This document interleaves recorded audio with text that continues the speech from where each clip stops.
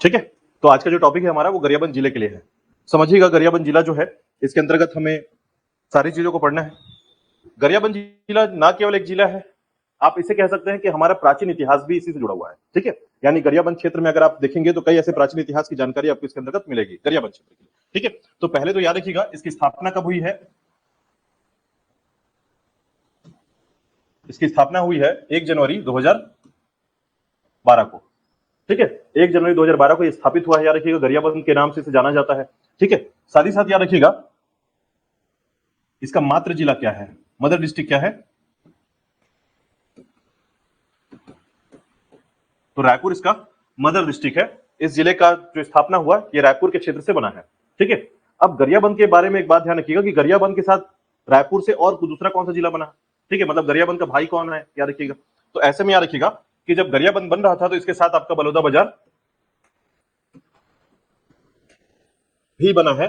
ठीक है, कब? 2012 में। ठीक है, तो 2012 में गरियाबंद के साथ और कौन सा जिला बना है? तो बलौदा बाजार बना है, याद रखिएगा। ठीक है, अब देखिए जब भी हम गरियाबंद के बारे में बात करते हैं तो जैसे कि हमने देखा कि हमारा सारा जिला जो स्टडी लेवल है हमने सभी को हम इस प्रकार से पढ़ते हैं जिसमें उसका हिस्टोरिकल बैकग्राउंड, ऐतिहासिक पृष्ठभूमि, प्रशासन,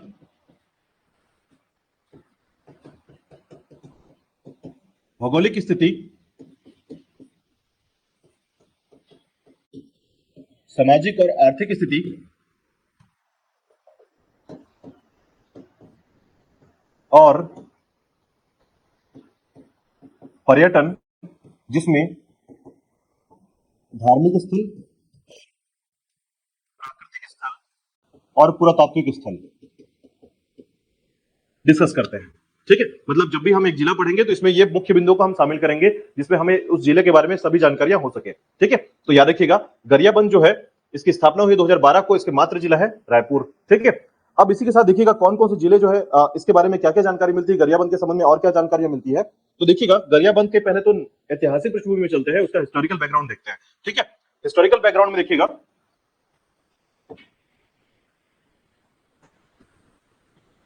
ऐतिहासिक पृष्ठभूमि,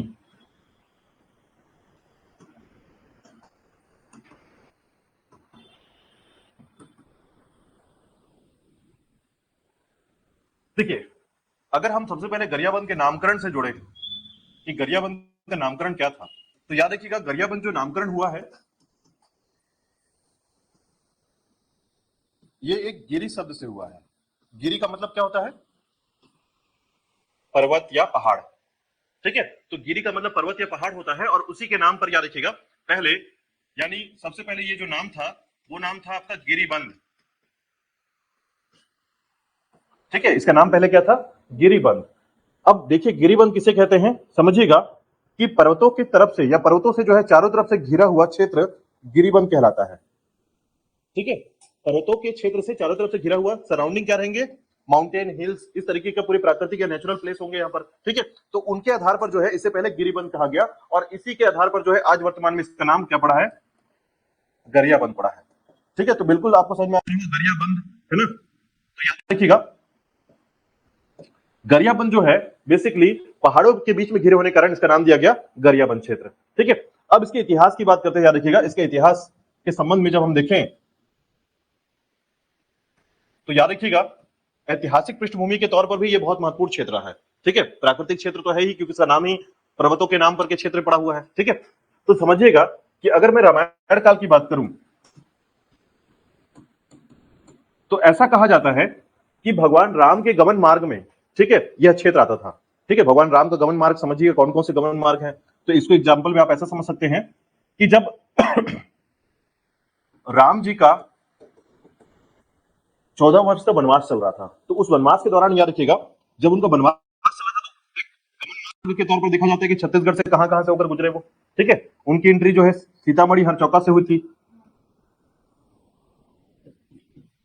और वो जो है सरगुजा, जसपुर, रायगढ़, जांजगीर चांपा, ठीक है, महासमुंद और उसके बाद जो है आपको बलौदा बाजार के क्षेत्र से होते हुए जो है आपका गरियाबंद क्षेत्र में आते हैं। गरियाबंद क्षेत्र में याद रखिएगा जब वो एंट्री करते हैं कहां पर? राजिम के क्षेत्र में। तो याद रखिएगा राजिम के क्षेत्र में जो है खासकर कहां पर, कुलेश्वर महादेव मंदिर। ऐसा कहा जाता है कि राजिम के कुलेश्वर महादेव मंदिर में शिवलिंग की स्थापना किसने की थी? ठीक है, तो याद रखिएगा यह इसके रामायण काल से संबंधित है। याद रखिएगा इसके रामायण काल के संबंध में जानकारी मिलती है।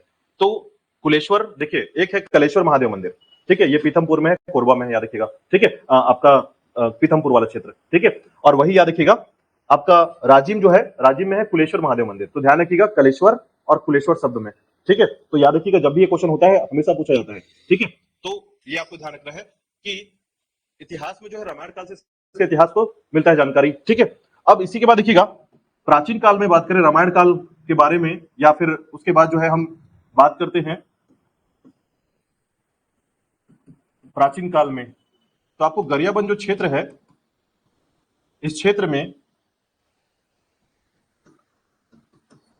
पर्वत द्वारक वंश का शासन था,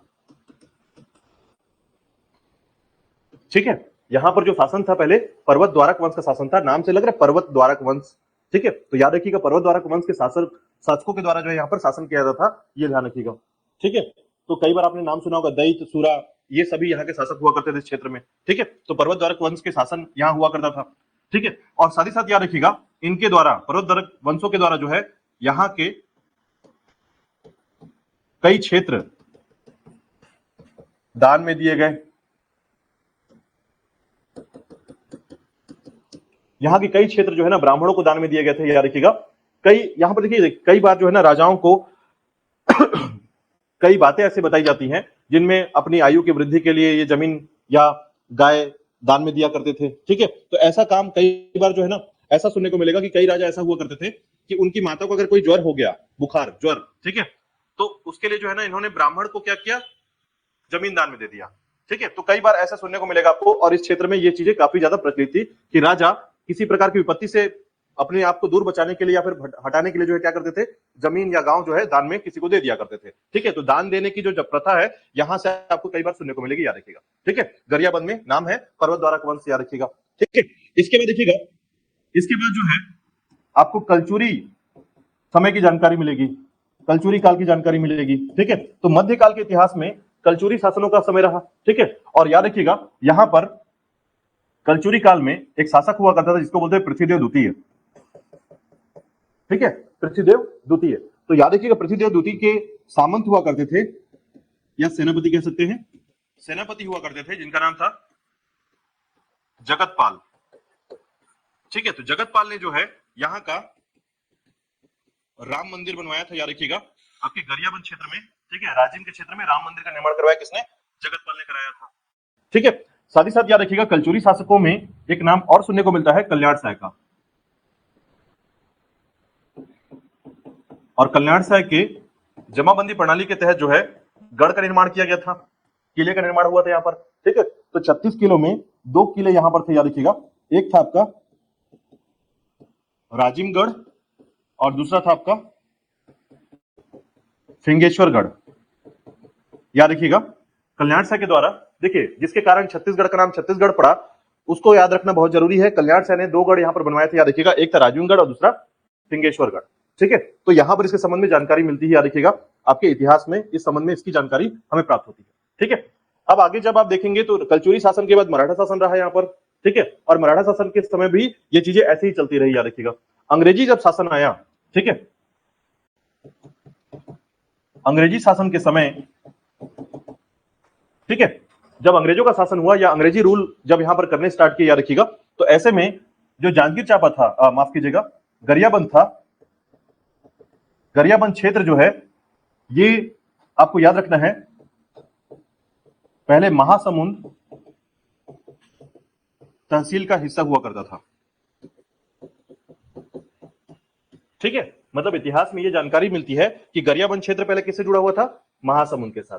आपने देखा भी होगा, इसका मैप अभी मैं आपको बताऊंगा तो आप इसको बिल्कुल समझ पाएंगे कि महासमुंद क्षेत्र के तहसील में आता था गरियाबंद, ठीक है। तो याद रखिएगा पहले गरियाबंद महासमुंद तहसील का हिस्सा हुआ करता था, ठीक है। और बाद में जो है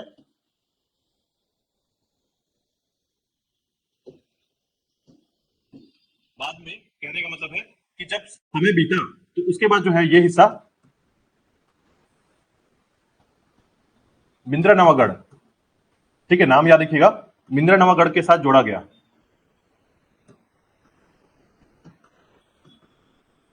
ठीक है, बिंद्रा नवागढ़ के साथ हिस्सा बना और हिस्सा में यह तहसील बना, याद रखिएगा, आपका गरियाबंद को तहसील बना दिया गया। और इसके हिस्सेदारी में आया गरियाबंद के, जब महासमुंद से गरियाबंद को अलग किया गया ना, तो उसके साथ क्या क्या चीज जोड़ा गया, तो याद रखिएगा, राजिम, छुरा, मैनपुर, देवभोग और आपका हिंगेश्वर, इन सभी क्षेत्रों को मिला करके इसको तहसील बनाया गया गरियाबंद को। ठीक है, और गरियाबंद को जब तहसील बना दिया गया, फिर 2012 में आपका गरियाबंद जो है एक जिला बना। किसने बनाया था इसको? डॉक्टर रमन सिंह के समय जो है जिले की घोषणा हुई थी, याद रखिएगा। ठीक है, तो डॉक्टर रमन सिंह ने जो है इसे जिला बनाया, याद रखिएगा, है ना। तो ये आपको ध्यान रखना है कि इसका इतिहास जो है इस प्रकार से गरियाबंद का आपको सुनने को मिलेगा। ठीक है, तो गरियाबंद जो है इस प्रकार से आपके सामने प्रस्तुत है आज वर्तमान समय में, जहां पर गरियाबंद में जो है ना, आपको बता दूं, गरियाबंद न केवल सांस्कृतिक रूप से बल्कि ऐतिहासिक रूप से, और अगर आपको बता दूं तो आप ध्यान रखेंगे कि पूरे क्षेत्र में जहां पर भी एक प्रकार के ऐसे खनिज जहां मिलते हैं जो पूरे विश्व में कहीं और नहीं मिलते, केवल एक जगह मिलता है, याद रखिएगा। ठीक है, मतलब गरियाबंद एक ऐसा जिला है जहां पर ऐसे प्रकार के खनिज मिलते हैं जहां पर बाकी पूरे विश्व में, ठीक है, केवल रूस में वो खनिज मिलता है, बाकी कहीं नहीं मिलता। ठीक है, और भारत में भी कहीं नहीं मिलता, याद रखिएगा, केवल गरियाबंद में मिलता है। ठीक है, तो अनुमान लगाइए ऐसा कौन सा खनिज है जो केवल छत्तीसगढ़ में मिलेगा, छत्तीसगढ़ के गरियाबंद में मिलेगा, और सिर्फ आपके रशिया में मिलता है, रशिया के साइबेरिया में। ठीक है, साइबेरियन का नाम सुना होगा, साइबेरियन जंगल का नाम सुना होगा उनके। ठीक है, तो याद रखिएगा केवल वही मिलता है और कहीं नहीं मिलता है। ठीक है, तो हम पहुंचेंगे वहां तक, मैं बताऊंगा बिल्कुल आपको, लेकिन सोचते रहिए थोड़ा सा। चलिए तो यहां तक क्लियर है। ठीक है, तो गरियाबंद के बारे में थोड़ा सा इतिहास देखिए। ये चीजें ना कभी पूछी नहीं जाती है, लेकिन क्या होता है कि जब आप पूरे जिले को पढ़ रहे हैं तो आपके दिमाग में एक पूरा कॉन्सेप्ट डेवलप हो रहा है। ठीक है, तो अगर आप अच्छे तरीके से कॉन्सेप्ट डेवलप कर लेंगे, लंबे समय तक याद रहेगा। ठीक है, तो याद रखिएगा ये सभी उसके क्षेत्र आते हैं, जैसे राजिम हो गया, छुरा हो गया, मैनपुर हो गया, देवभोग हो गया, फिंगेश्वर हो गया, सबके बारे में इंपॉर्टेंट बातें हैं, याद रखिएगा। ये सभी इंपॉर्टेंट क्षेत्र हैं गरियाबंद के क्षेत्र में। ठीक है, अभी डिस्कस करेंगे। चलिए देखिएगा इसका प्रशासनिक क्षेत्र। प्रशासन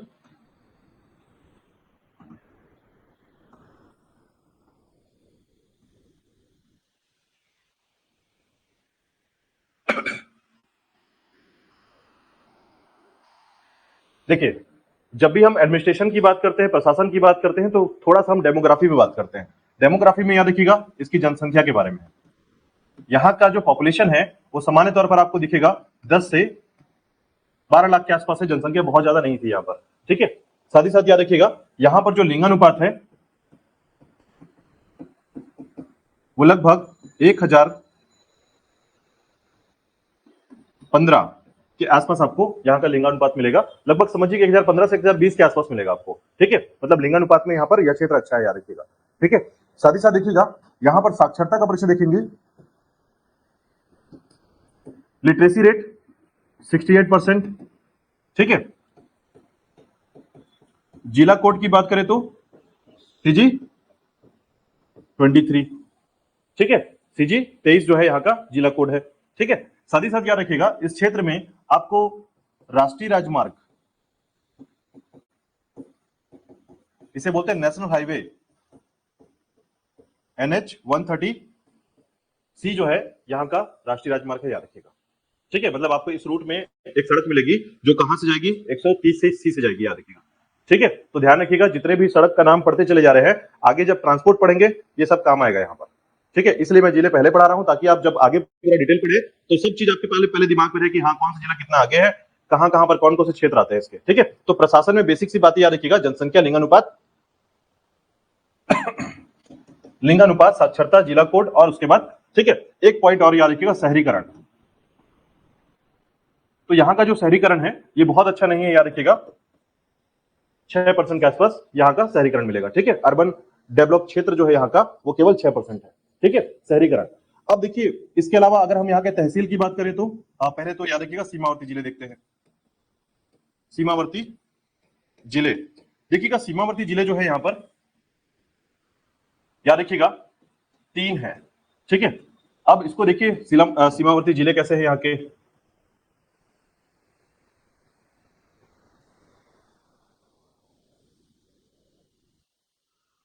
देखिए कुछ इस प्रकार से ये जिला आपको दिखेगा, ठीक है। ऐसा लगेगा कि किसी का बूट्स, जूता देखा है आप लोगों ने, बस वैसे ही ये थोड़ा सा बूट जैसे आकृति में दिखता है, ठीक है। अभी मैप में देखेंगे ऐसा।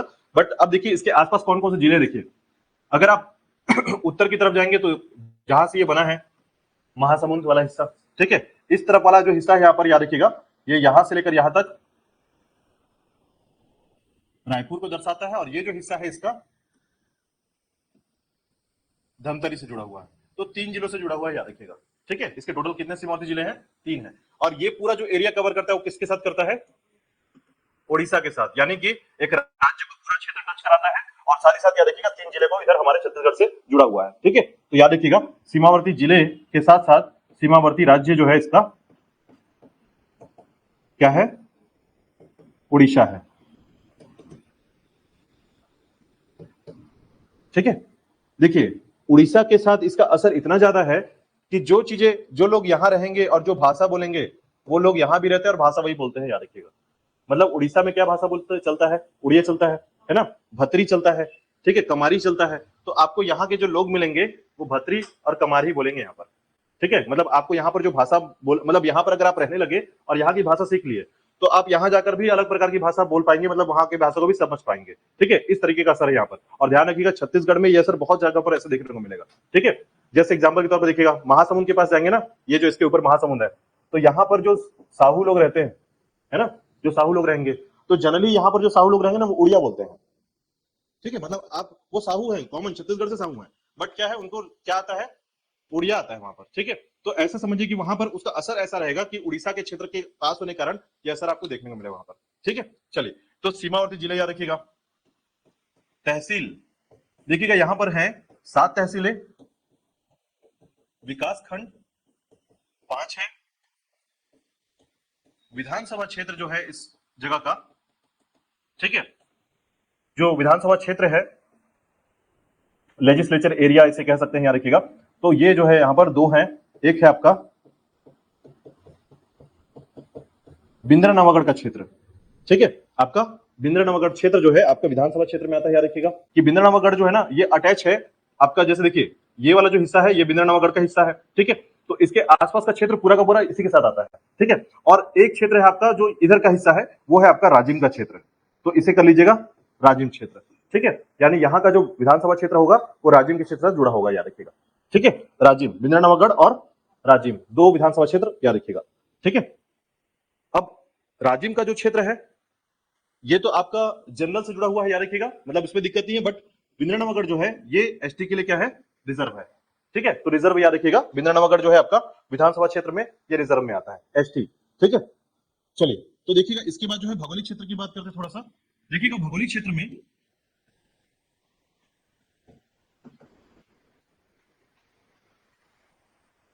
भौगोलिक स्थिति,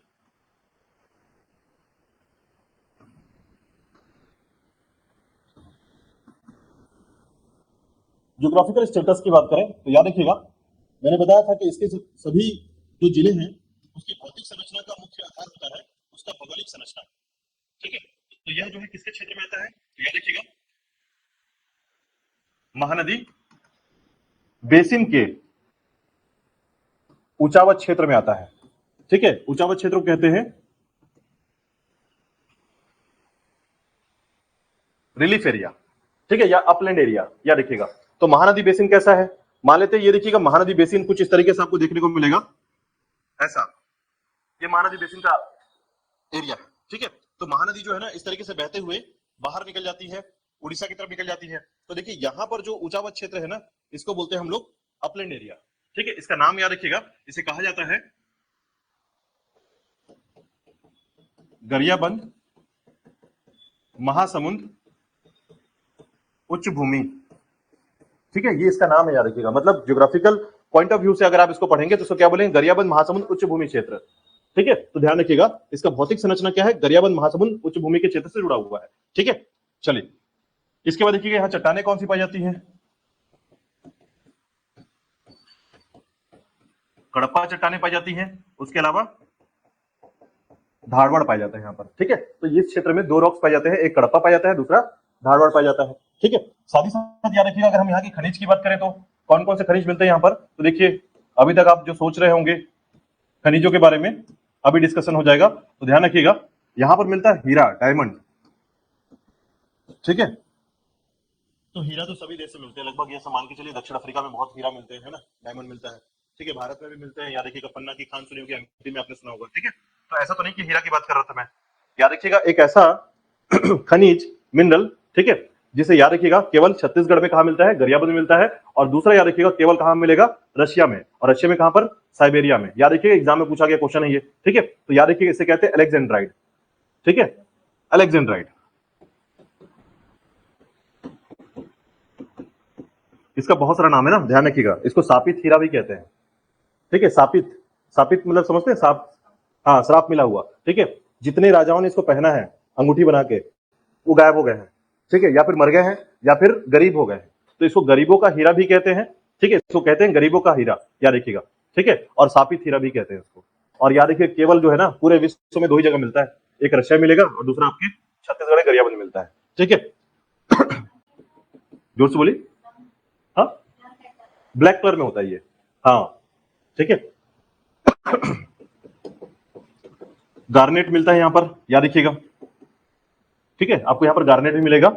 इसके अलावा जो है आपको आयरन और या लो अयस्क भी मिलता है, ठीक है। हीरा, अलेक्जेंड्राइड, गार्नेट और लौह जैसे जो है खनिज यहाँ पर पाए जाते हैं, याद रखिएगा, ठीक है। कहां कहां मिलते हैं थोड़ा सा पॉइंट कर लेते हैं, देखिएगा ये चीजें कहां पर मिलती हैं। तो हीरा जो है ना यहाँ पर, याद रखिएगा, हालांकि हीरा जो है ना 5-7 जगह में मिलता है। यहाँ पर जो हीरे हैं, एक बात ध्यान रखिएगा, हीरा प्राप्ति का जो चट्टान है, जिस चट्टान में हीरा मिलता है उसे बोलते हैं किम्बरलाइट, किम्बरलाइट में मिलता है ये, ठीक है। कहां मिलता है, तो मैनपुर में मिलता है, मैनपुर, पायली खंड, ऐसे 5-6 जगह है, याद रखिएगा, ठीक है। अलेक्जेंड्राइड मिलेगा आपको लाटापारा में, लाटापारा क्षेत्र, जहां पर अलेक्जेंड्राइड मिलता है, याद रखिएगा। और इसको रट लीजिएगा एकदम अच्छे से कि अलेक्जेंड्राइड लाटापारा, ठीक है, याद रखिएगा, क्योंकि कई बार इससे क्वेश्चन पूछा जाता है, याद रखिएगा, ठीक है। तो अलेक्जेंड्राइड जो है आपका सेनमुड़ा और लाटापारा जैसे क्षेत्र मिलता है, याद रखिएगा, सेनमुड़ा, ठीक है, और लाटापारा, ठीक है। और वही आप गार्नेट देखेंगे तो गार्नेट तो कई जगह मिलता है यहाँ पर, इसलिए आप यहाँ पर बस ये याद रखिएगा, गोहे कला, इमली पदर, इमली पदर, ठीक है, गोहे कला और इमली पदर क्षेत्र मिलता है। इसी प्रकार जो है यहाँ पर मैग्नीज भी मिलता है, याद रखिएगा,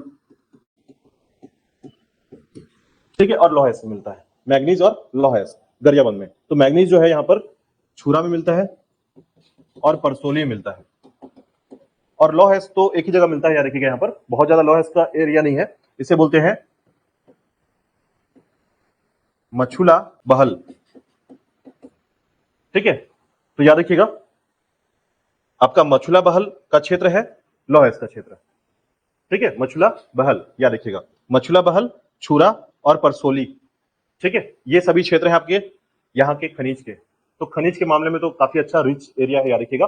खनिज के लिए हीरा ही मिल जाए तो काफी कुछ है यहाँ पर, है ना। तो याद रखिए हीरा के लिए कई जगह है, याद रखिएगा 6-7 जगह पे यहाँ पर हीरा मिलता है। पूरा देवभोग जो है हीरे से भरा हुआ है, ठीक है। और लगभग याद रखिएगा कि हमारे यहाँ जो है ना हीरा के जो क्षेत्र है, जैसे हम हीरा को कैसे नापते हैं, कैरेट से नापते हैं, ठीक है। सभी को नापने का एक तरीका है अपना, ठीक है।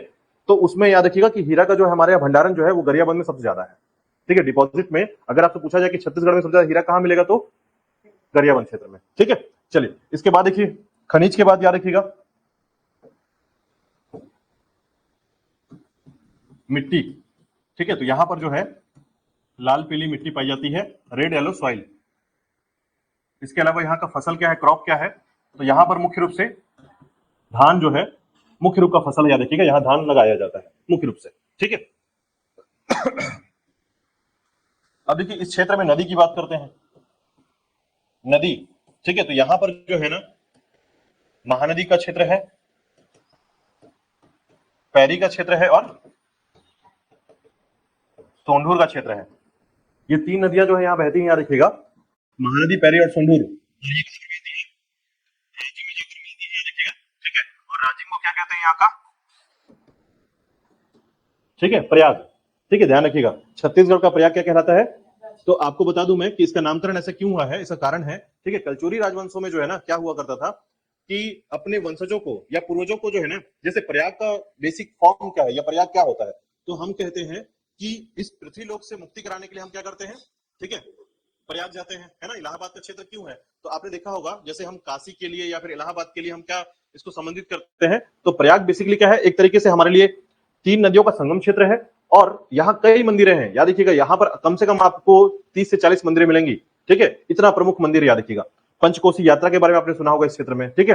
तो ये समझिए कि यहाँ पर मंदिर है और कलचुरी राजवंशों में क्या किया गया था, अपने वंशजों को, ठीक है, उनके पुण्य पे वृद्धि कराने के लिए यहाँ पर मंदिरों का निर्माण कराया गया था। जैसे देखिए आपके जीवन में मान लेते हैं, एक एग्जाम्पल मैं आपको समझाता हूँ। बिलासतुंग का नाम आपने नहीं सुना होगा, तो याद रखिएगा नल वंश का एक शासक था बिलासतुंग, ठीक है। अब ये जो नल वंश का शासक था बिलासतुंग, इसने इसके पुत्र की मृत्यु हो चुकी थी, ठीक है। इसने क्या कराया, एक मंदिर बनवाया यहाँ पर। कौन सा मंदिर था वो, राजीलोचन मंदिर, ठीक है। तो आपके गरियाबंद का सबसे मुख्य मंदिर है, याद रखिएगा सबसे मुख्य मंदिर है राजीलोचन मंदिर। इस मंदिर का निर्माण कराया गया था अपने पुत्र के पुण्य के में वृद्धि कराने के लिए, ठीक है। पुण्य में वृद्धि मतलब जो भी कर्म है उसमें जो पुण्यता है, ठीक है, अच्छे कर्म है, उसमें वृद्धि कराने के लिए उस मंदिर का निर्माण कराया गया था। तो राजाओं का ऐसा मानना था कि मृत्यु के बाद भी उनके पुण्य में वृद्धि कराया जा सकता है। ऐसे में जो है यह क्षेत्र जो है प्रयाग की तरफ से डेवलप हुआ, याद रखिएगा, तब से इसे प्रयाग कहा जाता है, ठीक है। तो पुण्यता के संबंध में ये बातें आती है, याद रखिएगा। और नाम याद रखिएगा, महानदी पैरी और सोंढूर का संगम क्षेत्र है ये आपके राजिम में,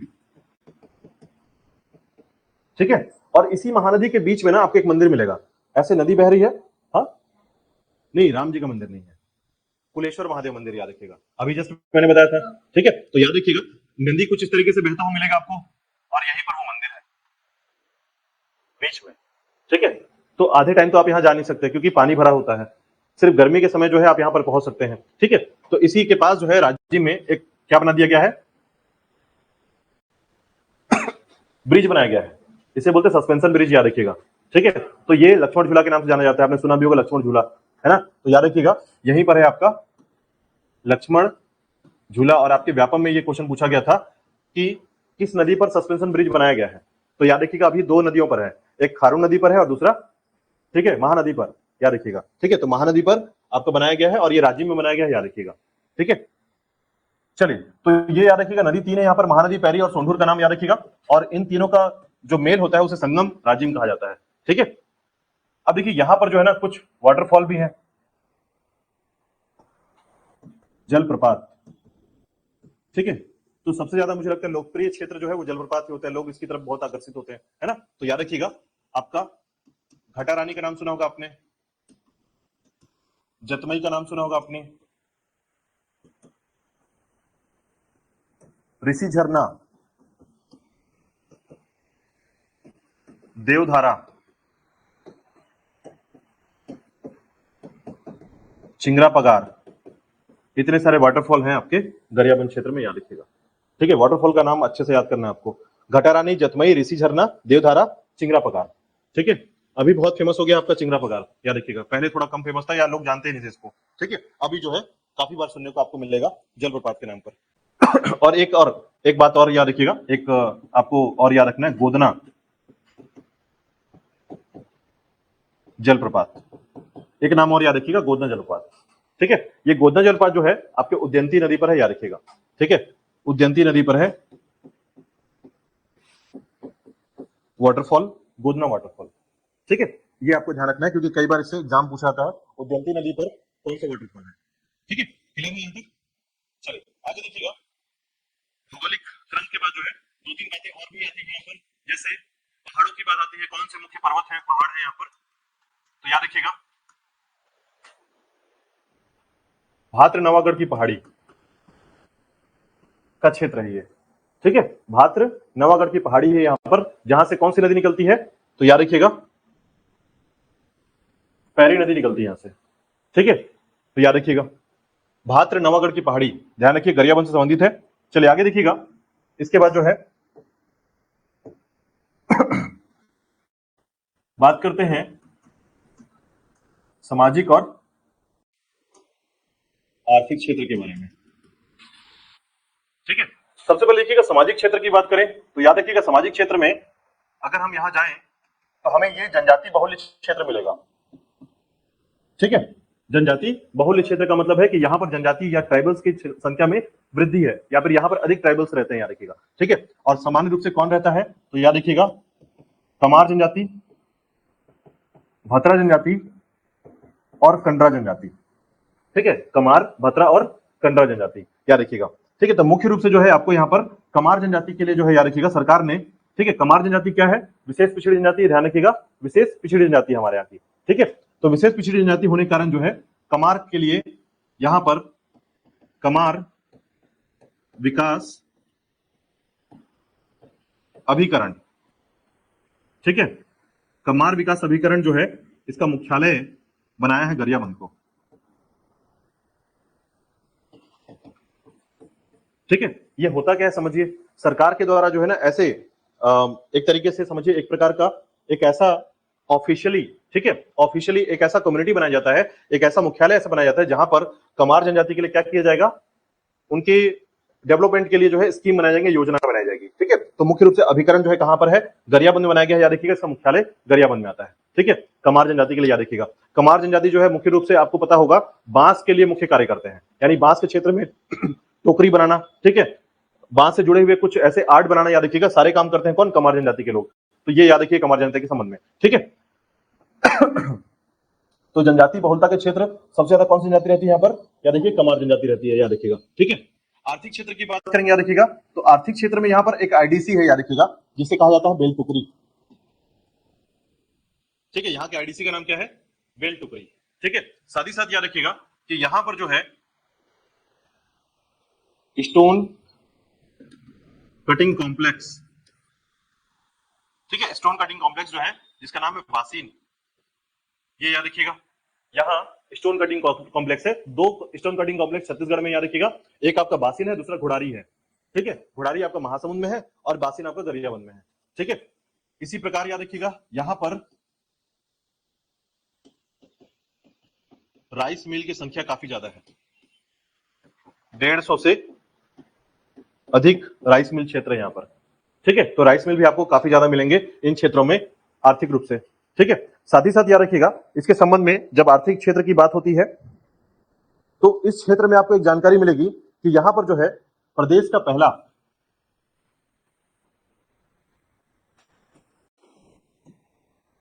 जैविक उपभोक्ता बाजार स्थित है। ठीक है, तो स्टेट का पहला ऑर्गेनिक मार्केट,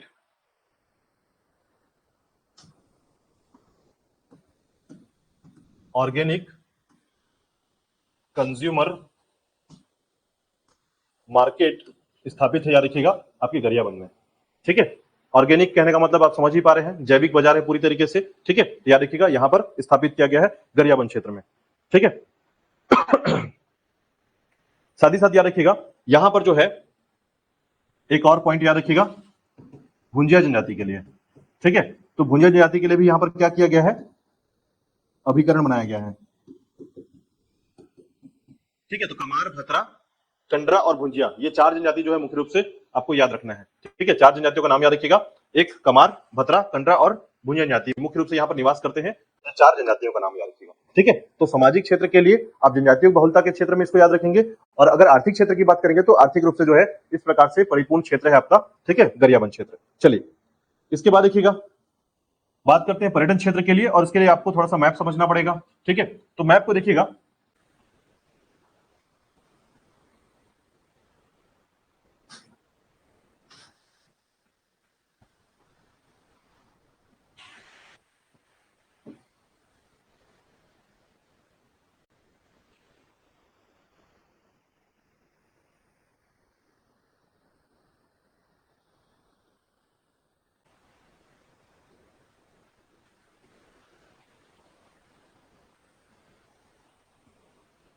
महासमुंद क्षेत्र है, ये जो हिस्सा है आपका रायपुर का हिस्सा है, यहां पर है आपका धमतरी का क्षेत्र है। राइट, तो ये आपके जिले हो गए, याद रखिएगा, जो कि इसके सीमावर्ती जिले कहलाते हैं। अब यहां से देखिएगा ये पूरा जो क्षेत्र यहां से लेकर ये जो पूरा क्षेत्र है वो निकला हुआ है बाहर की तरफ। ठीक है, तो ये पूरा उड़ीसा के क्षेत्र में है, याद रखिएगा। तो ये है आपका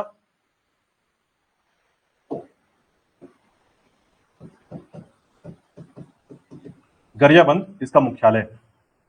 ठीक है, अब देखिए रूट कैसे जाता है इसका, तो ये रूट देखिएगा रायपुर के क्षेत्र से, अभनपुर वाला क्षेत्र है जो, वहां से गरियाबंद के क्षेत्र में, और इस तरीके से ये निकल कर बाहर निकल जाता है, याद रखिएगा।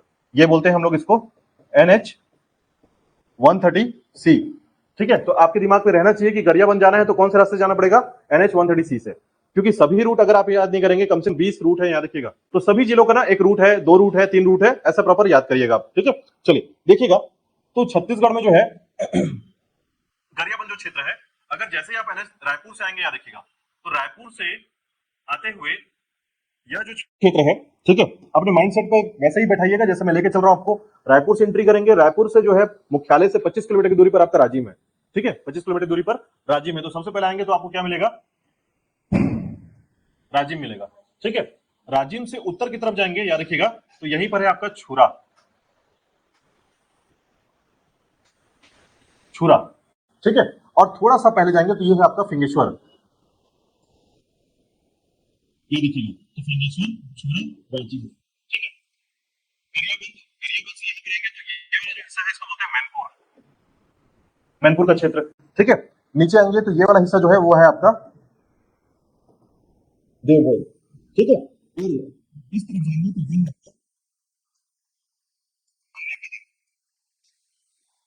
ये सभी यहाँ का क्या है, तहसील है, याद रखिएगा। ठीक है, कौन कौन सा, फिंगेश्वर, छुरा, राजिम, गरियाबंद, मैनपुर, देवभोग और अमलीपदर 7 तहसील दिख रहा है। ठीक है, तो ये 7 तहसील है, याद रखिएगा। ठीक है, कौन कौन से, तो देखिए फिंगेश्वर, छुरा, राजिम, गरियाबंद, मैनपुर, अमलीपदर और उसके बाद देवभोग।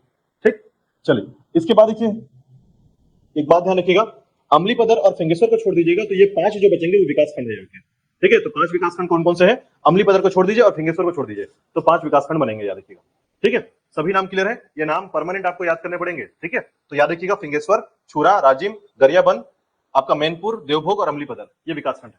ठीक है, चलिए इसके बाद देखिए नदियों के बारे में देखिएगा पहले, लेकिन नदियों से पहले जो है ये बात ध्यान कर लीजिए कि इन क्षेत्र में कौन कौन से पर्यटन क्षेत्र हैं। तो पर्यटन में सबसे पहले नाम आता है जलप्रपातों का, प्राकृतिक पर्यटन है ये, तो सभी पर्यटन के नाम पर जो है आपको ये याद कर लेना है। ठीक है, प्राकृतिक जलप्रपात क्षेत्र, जैसे मैंने सभी नाम बताए हैं आपको।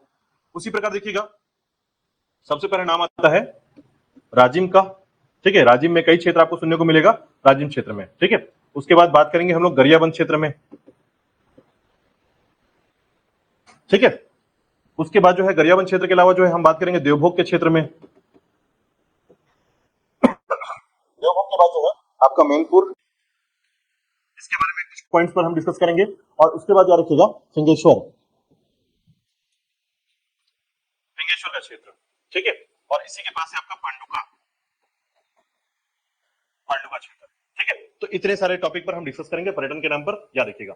सबसे पहले देखिए जलप्रपात बताने की जरूरत नहीं है, आपको याद कर लेना है कौन कौन जलप्रपात हमने पढ़ा है, चाहे वो चिंगरा पगार हो, घटा रानी हो, ठीक है, ऋषि झरना हो, जो हमने लिखा है वही आपको याद करना है कि कौन कौन से वाटरफॉल है यहाँ पर। ठीक है, बात करते देखिएगा राजिम से पहले, सबसे पहले राजिम को याद कीजिएगा। ठीक है, तो हम पहुंचते हैं कहाँ, राजिम का क्षेत्र आपको दिख रहा होगा, राजिम कहाँ पर है। ठीक है, तो राजिम के क्षेत्र में देखिएगा ये धमतरी का हिस्सा है और ये रायपुर का हिस्सा है। ठीक है, तो महानदी जो आती है ना वो रायपुर के क्षेत्र से आती है, याद रखिएगा, इस तरीके से होते हुए महासमुंद की तरफ जाती है।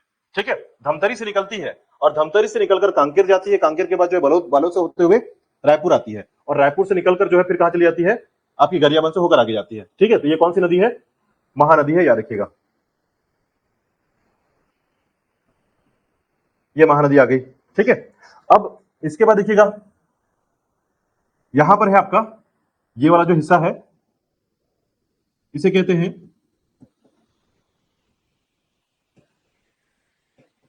भाद्र नवागढ़ की पहाड़ी।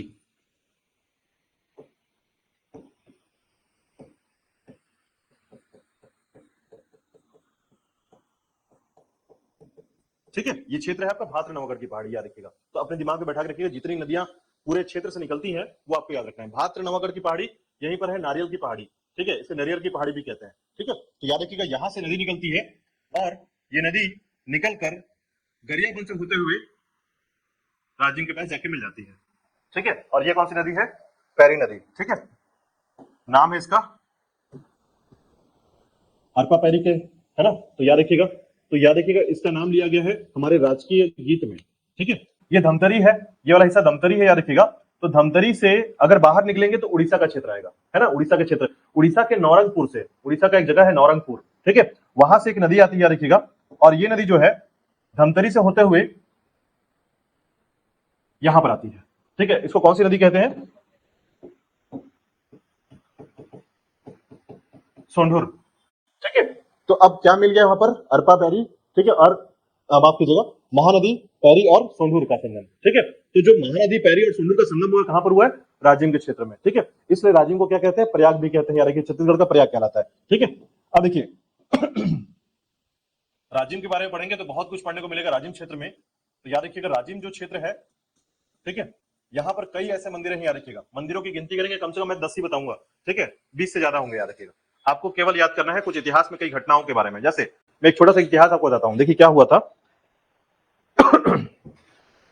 भारत में ना गांधी जी जो है एक समय में अछूतोद्धार कार्यक्रम कर रहे थे, ठीक है। अछूतोद्धार कार्यक्रम समझते हैं आप सभी लोग, ठीक है, जिसमें होता क्या है कि हम हमारे समाज में जो है ना अछूत मानते थे, कैसे कुछ कैटेगरीज को या कुछ जाति को हम अछूत मानते थे, उस समय अंग्रेजों के समय की बात है ये, ठीक है। अभी सिर्फ आपकी जानकारी के लिए बता रहा हूं। तो समझिए कि केरल में जाकर जो है, केरल के क्षेत्र में गांधी जी ये काम कर रहे थे, ठीक है, कि जहां पर जो है अछूतों को जैसे जैसे क्या होता था कि जिनको अछूत कहा जाता था उनको मंदिर जाने की मतलब मंदिर अनुमति नहीं थी, ठीक है, परमिशन नहीं था। तो वैसे ही सेम परमिशन आपके छत्तीसगढ़ में भी नहीं था, ठीक है। तो वो सिचुएशन में छत्तीसगढ़ के गांधी जी कहे जाने वाले पंडित सुंदरलाल शर्मा, ठीक है, उनको ना गांधी जी ने कहा था कि आप मेरे गुरु हो। कारण क्या था? वो जो भी काम करते थे बाहर, गांधी जी मतलब सुंदरलाल शर्मा जो है वो यहाँ पर करते थे। वो तो अछूतो कार्यक्रम यहाँ भी करा दिया उन्होंने, ठीक है। तो सुंदरलाल शर्मा जो है क्या करते हैं, वो भी कुछ लोग को लेके पहुंचे कहाँ? राजिम में, ठीक है। जब राजिम में पहुंचे तो राजिम के मुख्य मंदिरों में क्या हुआ कि 10 लोग जो है ना डंडा लेके खड़े हो गए और पुलिस लोग भी खड़े हो गए कि अंदर कैसे आओगे तुम, ठीक है। और वो कराने गए थे किसको? पहुंचाने, पूजा कराने गए थे, कि बोले कि मेरे साथ जो जाति वर्ग है इनको मंदिर जाने की अनुमति मिलनी चाहिए, ठीक है। तो ऐसी सिचुएशन में जो है काफी लोग उनका विरोध करना चालू कर दिए, जो खासकर राजपूताना लोग, है ना। तो अब उस समय क्या हुआ कि सब लोग जब खड़े हो गए डंडा लेके, तो अब इस समय गंभीर स्थिति थी, और स्थिति ये थी कि अगर इंटर करते तो हो सकता है कि सुंदरलाल शर्मा को मारपीट हो जाती, है ना, लड़ाई हो जाता, क्योंकि पुलिस वाले भी इनके साथ थे, अंग्रेज भी इन्हीं के साथ थे, ठीक है। अब इस सिचुएशन के अकॉर्डिंग देखा गया कि राजिम क्षेत्र में वो प्रवेश नहीं करा पाते हैं, ठीक है, वो चले जाते हैं, नॉर्मल हो जाते हैं। लेकिन होता क्या है, पता चलता है राजिम के किनारे एक छोटा सा हनुमान मंदिर था, ठीक है, हनुमान मंदिर, वहां जो है उनका प्रवेश कराते हैं, उनको पूजा पाठ कराने के दे देते हैं, ठीक है। तो राजिम के क्षेत्र में यह घटना याद रखिएगा कि सुंदरलाल शर्मा ने अछूतोद्धार कार्यक्रम कहां कराया था? तो राजिम क्षेत्र में कराया था, याद रखिएगा, ठीक है। ये छोटा सा इतिहास है, आप ऐसे कई घटनाएं याद रखेंगे कि राजिम क्षेत्र से जुड़ा हुआ है, ठीक है। तो ये बात याद रखिएगा। तो देखिए राजिम क्षेत्र में जो है ना आपको यहां पर जैसे मंदिरों की बात करते हैं, याद रखिएगा, तो इन क्षेत्रों में आपको मंदिर मिलेंगे कौन कौन से? एक तो याद रखिएगा राजी लोचन मंदिर,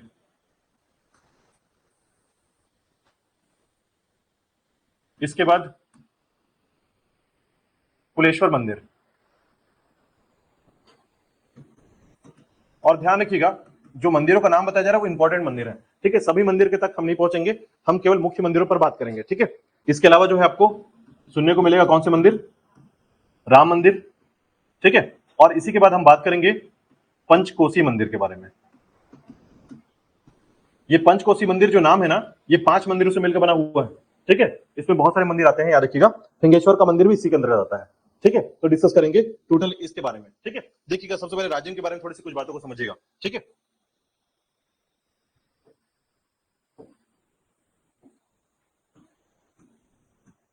राजिम जो है ये आपका संगम क्षेत्र है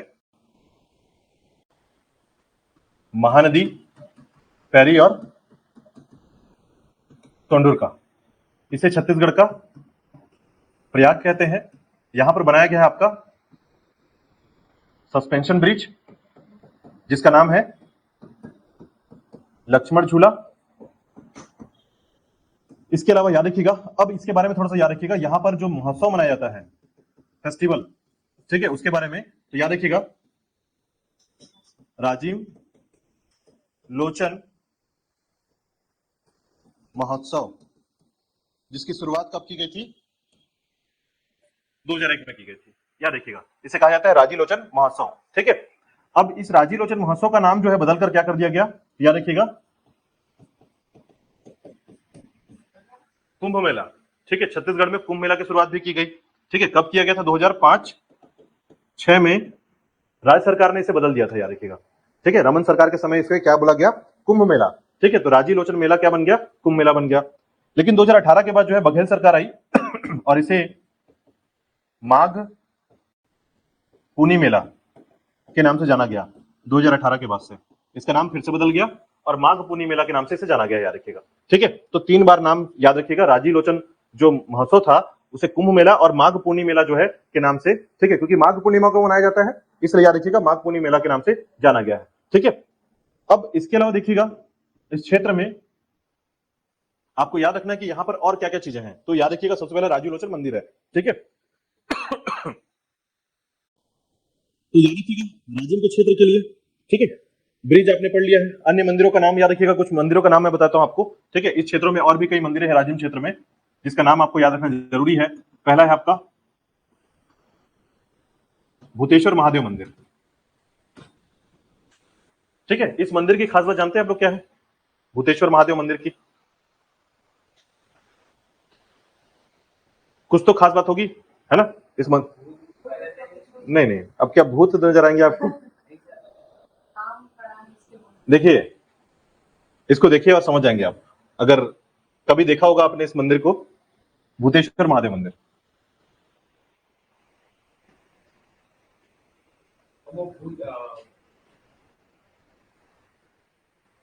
नहीं, भूत से जुड़ा हुआ नहीं है, याद रखिएगा।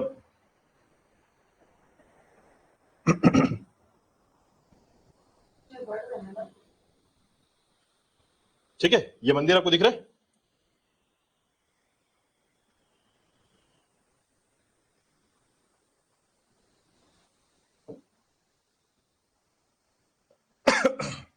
ये जो मंदिर है इसको भूतेश्वर महादेव मंदिर कहते हैं। ठीक है, अब ये मंदिर की खास बात है या इस शिवलिंग की खास बात है, याद रखिएगा ये प्रतिवर्ष बढ़ता जा रहा है। ठीक है, तो ये जो है अपनी हाइट पे आगे बढ़ता जा रहा है, याद रखिएगा। ठीक है, तो ये इसका इंपॉर्टेंस याद रखिएगा कि प्रतिवर्ष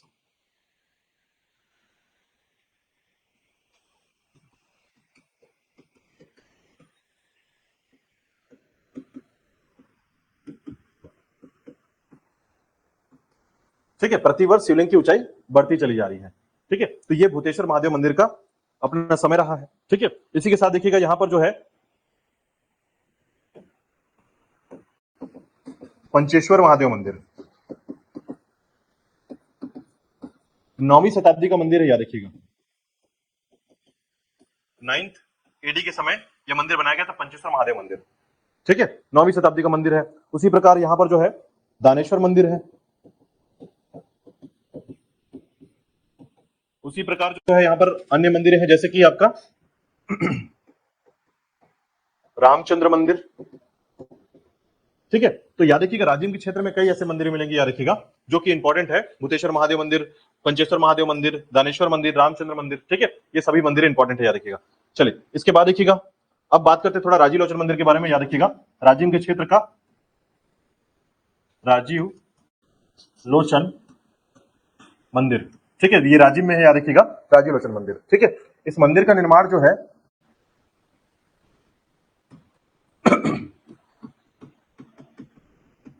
बिलासपुर ने कराया था। ये नलवंशी शासक है, याद रखिएगा। ठीक है, याद रखिएगा नलवंशी शासक किसने बिलासपुर में इसका निर्माण कराया था, कब कराया था? तो 7 to 8 शताब्दी के समय, 7 से 8वीं शताब्दी लगभग, ये मान के चलिए कि 7 से लेकर 725 के आसपास में ये करवाया था इसने। ठीक है, किसके लिए कराया था? तो याद रखिएगा मैंने बताया था अपने पुत्र के पुण्य वृद्धि के लिए। ठीक है, अपने पुत्र के पुण्य वृद्धि के लिए जो है इसका निर्माण कराया गया था। ठीक है, इसका जीर्णोद्धार किसने कराया था? जीर्णोद्धार का मतलब होता है रिनोवेट कराना। ठीक है, बाद में फिर से उसे जो है फिर से बनाना। तो याद रखिएगा इसे कराया गया था जगतपाल के द्वारा। जगतपाल कौन? पृथ्वीदेव का, पृथ्वीदेव द्वितीय का सेनापति। ठीक है, इसने कराया था, याद रखिएगा। और जब ये इसका निर्माण करा रहा था उसी के साथ एक और भी काम किया था इसने, याद रखिएगा, जहां पर इसने राम मंदिर का निर्माण भी कराया था। ठीक है, तो राम मंदिर का जब निर्माण कराया था कहां पर? राजीव लोचन मंदिर के प्रांगण में।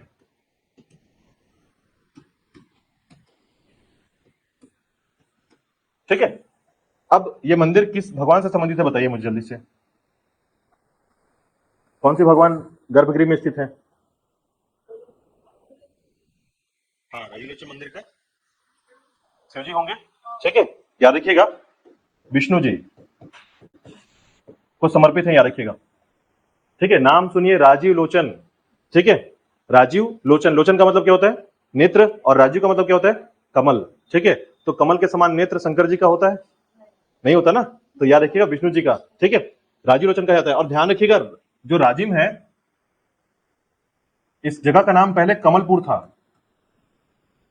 और पद्मपुर के नाम से जाना गया है, ठीक है। कमल, या देखिए कमलपुर या पद्मपुर के नाम से जाना गया है, याद रखिएगा राजिम क्षेत्र, ठीक है। चलिए, तो ये था राजिम के बारे में, याद रखिएगा, ठीक है। अब देखिएगा जब भी हम बात करेंगे पंचकोसी यात्रा के बारे में, ठीक है, तो ये थोड़ा सा ध्यान रखिएगा। अच्छा, राम मंदिर के निर्माण किसने करा था, तो ये क्लियर रहेगा, ठीक है। जगतपाल ने राजीव लोचन मंदिर के प्रांगण में से बनवाया था, याद रखिएगा, ठीक है। राम मंदिर का निर्माण करवाया था, ये ध्यान रखिएगा, ठीक है। और साथ ही साथ याद रखिएगा कि इस मंदिर के लिए सालमेलिया जो गांव है दान में दिया था, याद रखिएगा, ठीक है। सालमेलिया नामक एक गांव है, किसने दिया था? पृथ्वीदेव के समय जो है इसको दे दिया गया था। अब जब इसको गांव को दिया गया तो इस गांव से जितना भी टैक्स होता था, ठीक है, इनकम होता था, वो इस मंदिर में लगाया जाता था, याद रखिएगा। तो इस गांव का नाम याद रखिएगा, सालमेलिया गांव, ठीक है, जो इस समय में दान में दे दिया गया था, ठीक है। चलिए, इसके बाद देखिएगा पंचकोसी यात्रा चलते हैं अपन। पंचकोसी यात्रा समझिएगा, पंचकोसी यात्रा, तो याद रखिएगा इसे पंचकोसी यात्रा क्यों कहते हैं? क्योंकि 25 कोस का दूरी पर जो है आपके अलग अलग जगह पर अलग अलग शिवलिंग है, और 5 शिवलिंग मुख्य रूप से है, याद रखिएगा। लेकिन इसकी शुरुआत जो है ना अलग अलग क्षेत्र से होती है। जैसे देखिए, इसका जो केंद्र है, इस यात्रा का जो केंद्र है कुलेश्वर महादेव मंदिर से होता है, जो महानदी के बीच में स्थित है, याद रखिएगा। शुरुआत यहां से होती है और खत्म भी यहीं पर होता है, मतलब आपको यहां से निकलकर जाना है, ऐसा राउंड करना है और फिर आकर यहीं पे पूजा खत्म करना है, ठीक है। तो ये से बोलते हैं पंचकोसी यात्रा। और कितनी दूरी पर है सभी के सभी? 25 कोस की दूरी पर स्थित सभी अलग अलग जगह पर जो है यहां पर मंदिर है, याद रखिएगा, ठीक है। अब कौन कौन से मंदिर है? मिल 1.8 के आधार पर आता है, ठीक है, तो उसी का मिल के बराबर आता है इसका, ठीक है। तो उसके बराबर जो है आपका पूरा 25 कोस बनता है, ठीक है। तो इसी कोस की यात्रा के कारण इसको क्या बोलते हैं? पंचकोसी कहते हैं। और पंचकोसी में कौन कौन से मंदिर आते हैं देखिएगा, एक है आपका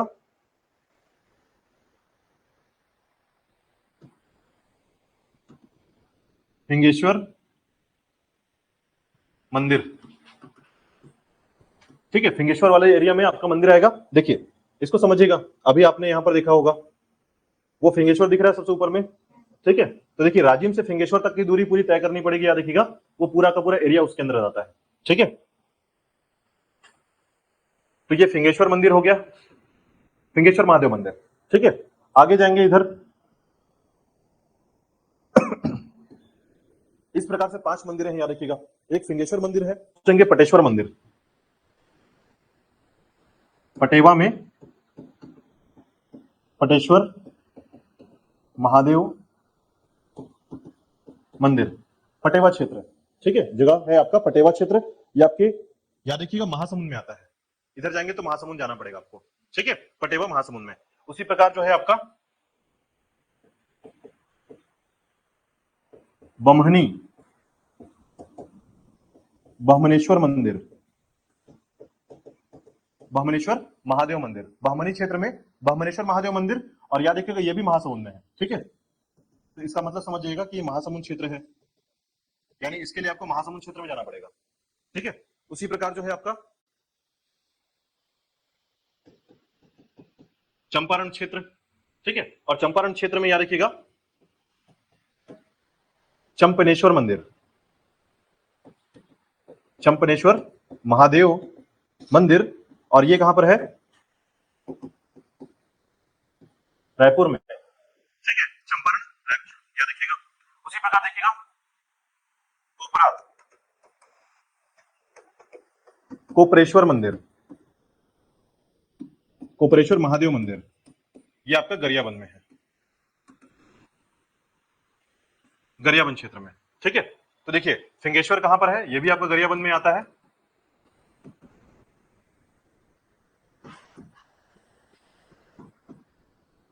ठीक है, ये क्वेश्चन आपके पीएससी का क्वेश्चन है, याद रखिएगा। पूछा गया था पंचकोशी मंदिर में कौन शामिल नहीं है। ठीक है, तो याद रखिएगा ये सभी पंचकोशी मंदिर में आते हैं। ठीक है, 5 कोस वाले मंदिर आपको दिख रहा होगा। तो याद रखिएगा फिंगेश्वर मंदिर, फिंगेश्वर गरियाबंद में, पटेवा मंदिर, पटेश्वर महादेव मंदिर महासमुंद में, बहमनेश्वर मंदिर ये भी महासमुंद में आता है। फिर चंपारणेश्वर का चंपारेश्वर मंदिर ये आपके रायपुर में आता है। कोपेश्वर मंदिर कोपरा का गरियाबंद में। तो 2 गरियाबंद, 2 महासमुंद और एक आपका रायपुर का क्षेत्र। ठीक है, इनको बोलते हैं पंचकोशी यात्रा। ठीक है तो जब भी पूछा जाए इन 5 मंदिरों का केंद्र क्या है, तो कुलेश्वर महादेव मंदिर याद रखिएगा, महानदी के बीच वाले क्षेत्र में। यही केंद्र है। अब देखिए कुलेश्वर महादेव मंदिर के बारे में 2-3 बातें याद रखिएगा। स्थिति तो आप समझ में आ गया है कि महानदी के मध्य में स्थित है।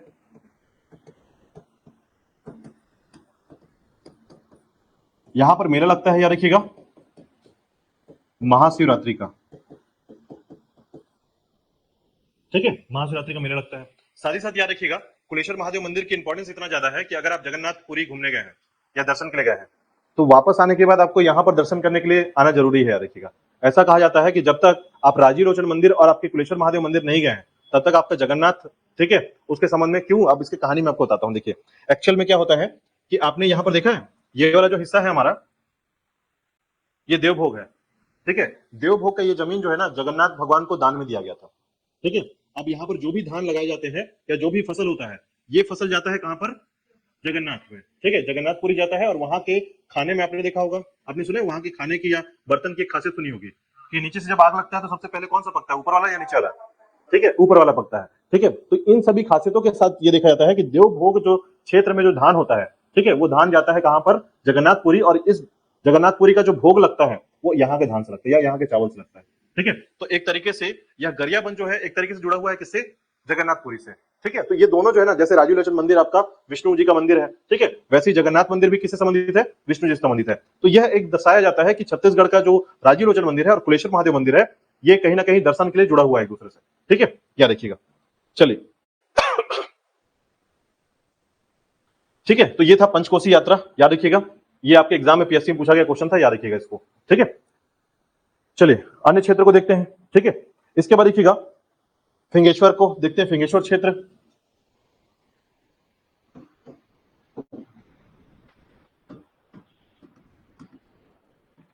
फिंगेश्वर क्षेत्र में जो है आपको 3 मंदिरें मिलेंगी, याद रखिएगा। एक है फिंगेश्वर महादेव मंदिर। ठीक है, फिंगेश्वर महादेव मंदिर। तो फिंगेश्वर के लिए पहले एक बात ध्यान रखिएगा, ये कल्याण शाह के समय के क्या था, ये गढ़ और किला था। ठीक है, जैसे रांची में एक गढ़ था, वैसे ही फिंगेश्वर आपको एक गढ़ था। ठीक है, फिंगेश्वर में जो है यहां पर दूसरी मंदिर है, याद रखिएगा, मावली माता का मंदिर।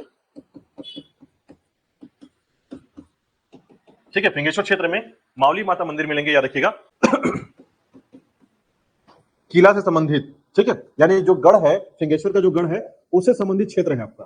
ठीक है, तीसरा जो क्षेत्र है वो ध्यान रखिएगा, किला से संबंधित क्षेत्र है। यानी आप ये कह सकते हैं कि राजिम और फिंगेश्वर जो क्षेत्र है वो किलों के तरीके से बनाया गया था इसको। ठीक है, तो गढ़ तो था ही, साथ ही साथ किले का भी निर्माण किया गया था इस क्षेत्र में, याद रखिएगा, फिंगेश्वर क्षेत्र में। ठीक है, तो 2 मंदिरें और एक आपका किला, याद रखिएगा। ठीक है, चलिए फिंगेश्वर के बाद याद रखिएगा आपका एक क्षेत्र है पांडुका। पांडुका में याद रखिएगा एक आश्रम है। ठीक है, आश्रम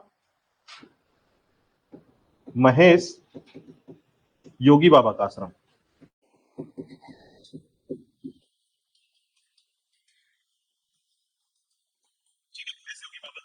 इस क्षेत्र में है। इसी प्रकार देखिएगा गरियाबंद क्षेत्र में जो है बुद्धेश्वरनाथ मंदिर आपने पढ़ लिया। ठीक है, गरियाबंद क्षेत्र में आता है। और अंतिम बिंदु में याद रखिएगा, इस क्षेत्र में एक अंतिम बिंदु के अंतर्गत यहाँ पर ध्यान रखिएगा,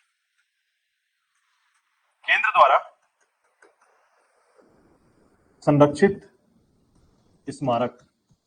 ठीक है, तो कौन कौन से क्षेत्र हैं जिनको केंद्र द्वारा संरक्षित किया गया है, एक है आपका राजीव लोचन मंदिर, दूसरा है आपका राम मंदिर, और तीसरा है आपका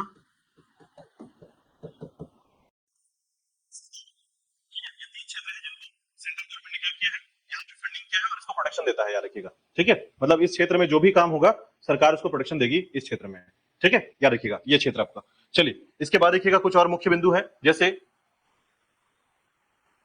अब देखिएगा जब आप पहुंचेंगे कहां पर, पैरी नदी के क्षेत्र में, तो याद रखिएगा पैरी नदी के पास जो है ना, यहां पर ये जो क्षेत्र है आपका, इसे कहते हैं सीकासार बांध। बांध का नाम याद रखिएगा, क्या नाम है, सीकासार। इसको याद रखिएगा, पैरी नदी पर बनाया गया बांध सीकासार बांध है, ठीक है।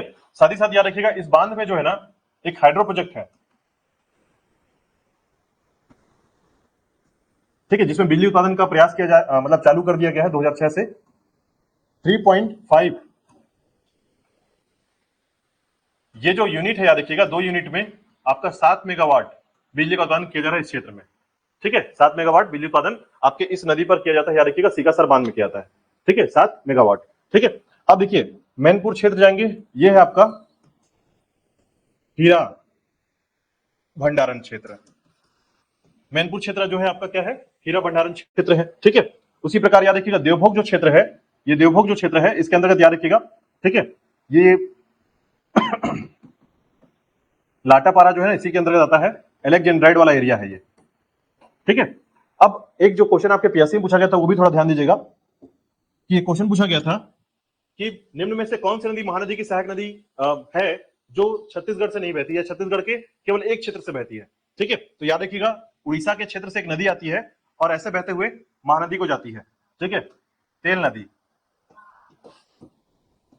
नाम याद रखिएगा तेल नदी, ठीक है। तो नदी का नाम याद रखिएगा, तेल नदी जो है छत्तीसगढ़ के पूरे क्षेत्र से नहीं बहती, वो सिर्फ कहां से बहती है, गरियाबंद के देवभोग से बहती है और केवल यही क्षेत्र से बहते हुए महानदी की तरफ जाती है, ठीक है। तो इसका नाम याद रखना है, तेल नदी नाम याद रखना है। पूछा जाता है कि महानदी की सहायक नदी में है या नहीं है, वो आपके समझ पे है कि आप आंसर कैसे बनाते हैं इसका, ठीक है। अभी जब नदी वाला टॉपिक पढ़ेंगे तो वहां पर ये पढ़ ही लेंगे, है ना। लेकिन बस ये ध्यान रखना है कि तेल नदी नाम का कोई नदी भी है, उड़ीसा की नदी है ना, इसलिए छत्तीसगढ़ में तो आप जनरली कुछ नदियों का नाम याद कर ही लेते हैं, ये उड़ीसा की नदी है, उड़ीसा की नदी जो कि महानदी की सहायक नदी है, याद रखिएगा। तो उड़ीसा के क्षेत्र में बहने वाली ऐसी नदी जो महानदी की सहायक नदी है वो तेल नदी है, याद रखिएगा, ठीक है। उसी प्रकार देखिएगा इन क्षेत्रों में अगर आप देखेंगे तो ये पूरा का पूरा जो हिस्सा है ना, मतलब आप ये पूरा जो गरियाबंद जो क्षेत्र है उस क्षेत्र में आपको मिलेगा कि सारी चीजें जो है ना वो खनिजों से जुड़ी हुई है, मंदिरों से जुड़ी हुई है, ठीक है। तो आपको मैंने जो है राजिम का क्षेत्र बताया, गरियाबंद क्षेत्र बताया, गरियाबंद में याद रखिएगा भूतेश्वर महादेव मंदिर वाला क्षेत्र, ठीक है, देवभोग क्षेत्र, मैनपुर क्षेत्र में याद रखिएगा ये हीरा उत्पादन या हीरा भंडारण वाला क्षेत्र है, ये याद रखिएगा, ठीक है। फिंगेश्वर जो है ये मंदिर है और गढ़ है, ठीक है। और पानुका के बारे में बताया मैंने, यहाँ पर आश्रम है, याद रखिएगा, ठीक है। अब राजिम के क्षेत्र में भी 2 आश्रम है, याद रखिएगा, राजिम के क्षेत्र में 2 आश्रमों का नाम आता है, एक आपका ठीक है, राजिम के क्षेत्र में आप ऐसे याद कर सकते हैं,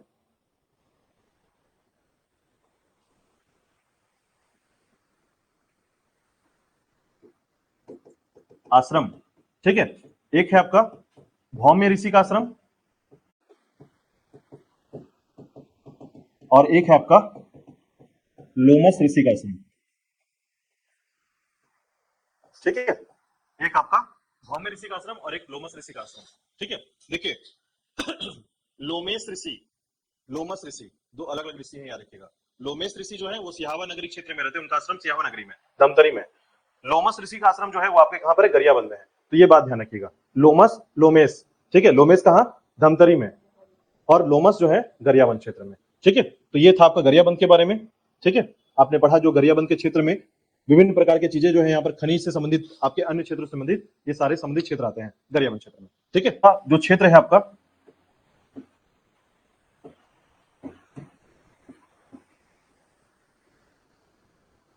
इसे कहते हैं उदयंती सेंचुरी। तो उदयंती सेंचुरी में जो है याद रखिएगा ये बनाया गया है आपका 1983 में, ठीक है, 1983 में ये बनाया गया आपका सेंचुरी है, अभ्यारण्य है। और इस अभ्यारण्य की खास बात याद रखिएगा कि यहाँ पर जो है वन भैंसा, ठीक है, जो आपको वन भैंसा होता है, हमारे यहाँ जो राजकीय पशु है वन भैंसा, याद रखिएगा, है ना, बुबालस बुवालिस, तो बुबालस बुवालिस जो है यहाँ पर संरक्षित किया जा रहा है उसको, ठीक है, ताकि उनकी संख्या में वृद्धि हो, उनका पॉपुलेशन बढ़ जाए, ठीक है। तो याद रखिएगा वन भैंसा का संरक्षण करने के लिए बनाया गया है, ठीक है। साथ ही साथ याद रखिएगा इसका जो एरिया है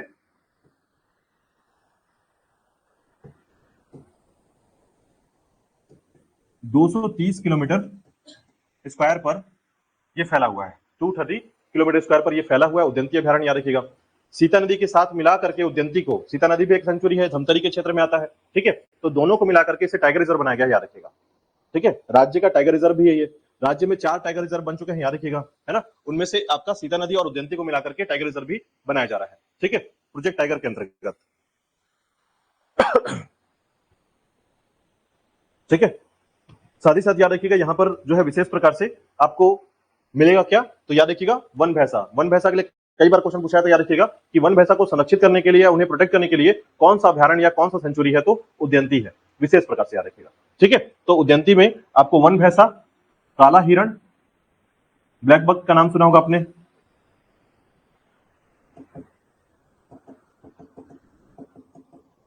और मूसक हिरण,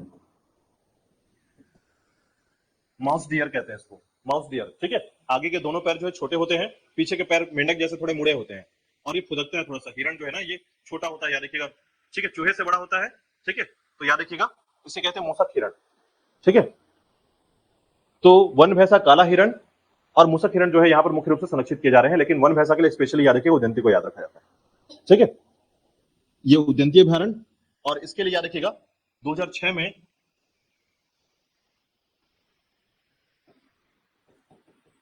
सीता नदी और उद्यंती को मिलाकर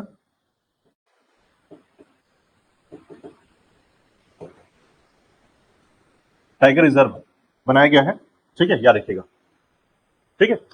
चलिए, ये था आपका गरियाबंद के बारे में एक बेसिक नॉलेज, ठीक है, जिसके बारे में आपको बेसिक से थोड़ा सा ज्यादा जानना है, जितना आपने याद रखा है उतना को कवर करना है, ठीक है।